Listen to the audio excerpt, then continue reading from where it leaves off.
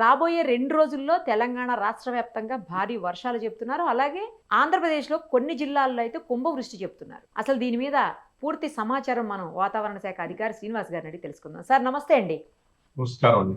ఏంటి సార్ 2 రోజులు భారీ వర్షాలు చెప్తున్నారు తెలుగు రాష్ట్రాల్లో.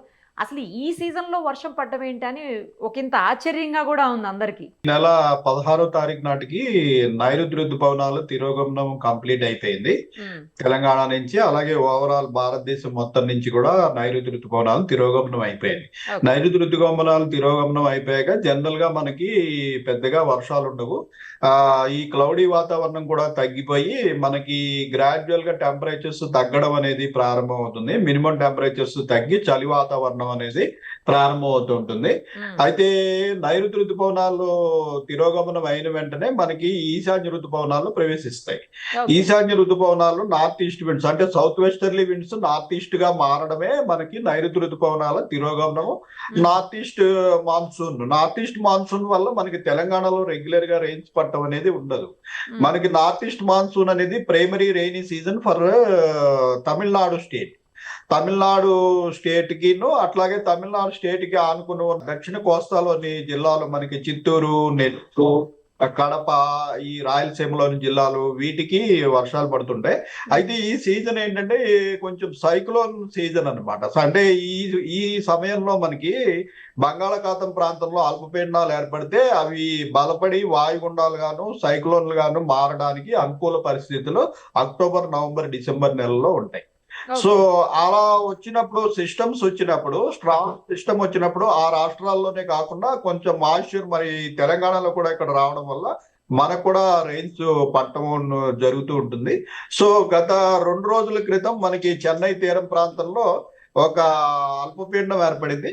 అది నిన్నటికి తీవ్ర అల్పపీడనంగా మారింది. నిన్న సాయంత్రానికి ఆ చెన్నై సమీపంలోనే కొంచెం తీరాన్ని కూడా దాటేసింది. హ్మ్. తీరాన్ని దాటి వాయు దిశలో ప్రయాణించి ప్రస్తుతం మనకి ఎడ్జసెంట్ గా ఉన్న కర్ణాటక ప్రాంతానికి చేరుకుంది. హ్మ్. కొద్దిగా వీకెన్ అయిపోయి తీవ్ర అల్పపీడనం స్థాయి నుంచి అల్పపీడనం స్థాయికి వీకెన్ అయిపోయింది. దీనివల్ల మనకి గత 2 రోజులుగా తమిళనాడులో అతి భారీ వర్షాలు, అత్యంత భారీ వర్షాలు, అలాగే ఆంధ్రాలో కూడా దక్షిణ కోస్తా ఆంధ్రప్రదేశ్ లో కూడా చాలా జిల్లాల్లో మనకి చాలా భారీ వర్షాలు, అతి భారీ వర్షాలు పడటం జరిగింది. ప్రస్తుతం ఇది వీకెండ్ అయిపోయి గ్రాడ్యువల్ గా మనకి అదర్ సైడ్ ఉన్న అరేబియన్ సముద్రంలోకి ఎల్లుండి ప్రవేశించే అవకాశం ఉంది.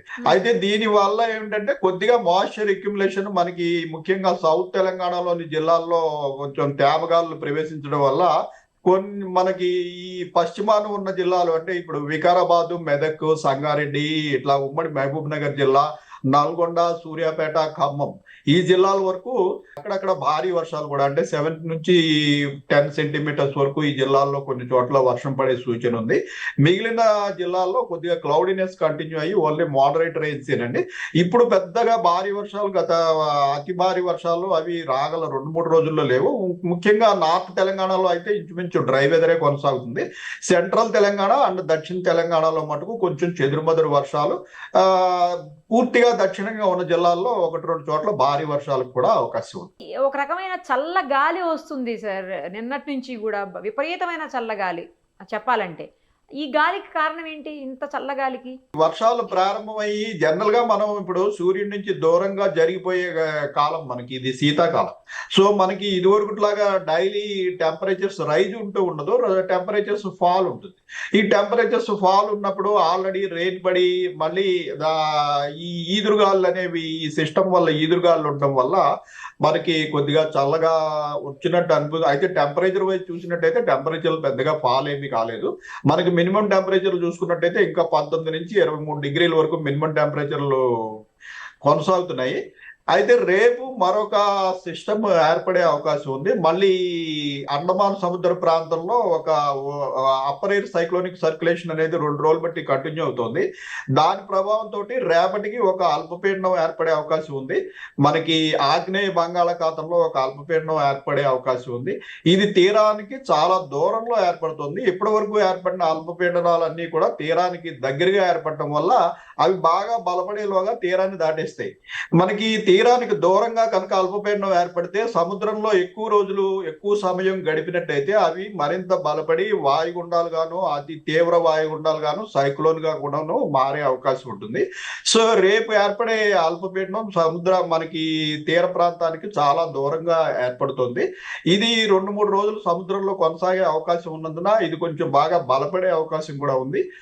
రేపు ఏర్పడిన తర్వాత అది సైక్లోన్ అవుతుందా, లేకపోతే సైక్లోన్ అయితే అది ఏ ప్రాంతంలో తీరాన్ని దాటే అవకాశం ఉంది, ఉత్తర కోస్తాలోనా లేకపోతే ఒడిశా వరకు వెళ్తుందా అన్నది మనకి క్లియర్ పిక్చర్ ఉంటుందండి. దీనివల్ల ఏంటంటే అది ఉత్తర కోస్తాలో క్రాస్ అయినా లేదా ఒడిశా ప్రాంతంలో క్రాస్ అయినప్పటికీ మళ్ళీ తెలంగాణలో 27, 28, 29 తారీఖు నుంచి మళ్ళీ వర్షాలు ఉంటాయి. ఓవరాల్ గా ఈ నెలాఖరు వరకు కూడా కొంచెం అడపదడప వెట్ స్పెల్ కంటిన్యూ అవకాశం ఉంది. మనకి టెంపరేచర్స్ ఫాలో అవ్వాలంటే క్లౌడీనెస్ ఉండకూడదు. నైట్ టైం క్లౌడీనెస్ ఉంటే మినిమం టెంపరేచర్స్ తగ్గవు. ప్రస్తుతం ఈ సిస్టమ్స్ ఉన్నందువల్ల మనకి క్లౌడీనెస్ కంటిన్యూ అవుతుంది. అందుకని చలి వాతావరణం మనకి ఇంకా ప్రవేశించలేదు. ఈ సిస్టమ్స్ రెండు పూర్తిగా వీకెండ్ అయిపోయిన తర్వాత మనకి క్లౌడీనెస్ పోతే ఆ నవంబర్ 1వ తారీఖు నుంచి మనం గ్రాడ్యువల్ గా మినిమం టెంపరేచర్స్ ఫాల్ అయ్యి మనకి చలి వాతావరణం అనేది ప్రవేశించడం జరుగుతుంది. ఇక నవంబర్ 1 నుంచి కంప్లీట్ గా వర్షాలు ఆగిపోతాయా అండి? నవంబర్ 1 నుంచి మామూలుగా వర్షాలు ఆగిపోతాయి. అయితే నవంబర్, డిసెంబర్ నెలలు కూడా కొంచెం సైక్లోన్లకి అనుకూలమైన వాతావరణం ఉంటుంది. సో ఆ సమయంలో 1-2 సైక్లోన్లు జనరల్ గా వస్తుంటాయి. సో నవంబర్ నెలాఖరులో కానీ డిసెంబర్ ఫస్ట్ వీక్ లో కానీ మళ్ళీ ఏదైనా అల్పపీడనం ఏర్పడినట్టయితే ఒక సైక్లోన్ వచ్చే అవకాశం ఉంటుంది. అయితే అది ప్రస్తుతం మనకి స్పష్టంగా తెలియదు కానీ జనరల్ గా సీజన్ లో 1-2 సైక్లోన్లకి అవకాశం ఉంటుంది ఈ సీజన్ లో. ఆ సైక్లోన్లు ఏమీ లేనట్టయితే మనకి అదర్వైజ్ డైలీ వాన పట్టడం కానీ ఇలా క్లౌడీనెస్ ఉండటం కానీ ఉండదు. మనకి మళ్ళీ clear skies, night temperatures fall అవడము ఇదంతా కూడా నవంబర్ ఫస్ట్ వీక్ నుంచి మనకి ప్రారంభం. ఆంధ్ర పరిస్థితి ఏంటండి? ఆంధ్రాలో కూడా అంటే మనకంటే ఎక్కువ ప్రభావం ఇప్పుడు ఏర్పడే సిస్టమ్స్ వల్ల ఆంధ్రాలో ఎక్కువ ఉంటుంది.